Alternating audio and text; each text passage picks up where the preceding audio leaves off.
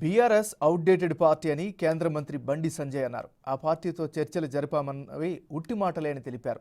వాళ్ళ మాటలేవే ఫేక్ అని చెప్పారు. కవితకి బెయిల్ ఇవ్వడానికి సిసోడియాకి తాము బెయిల్ ఇచ్చామనడం హాస్యాస్పదమని చెప్పారు.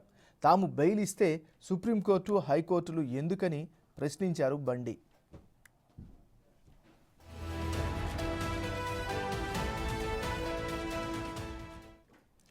సీఎం రేవంత్ అంటే తనకు గౌరవం ఉందన్నారు బండి సంజయ్. కేటీఆర్ను ఎప్పటికైనా జైల్లో వేస్తారని చెప్పారు.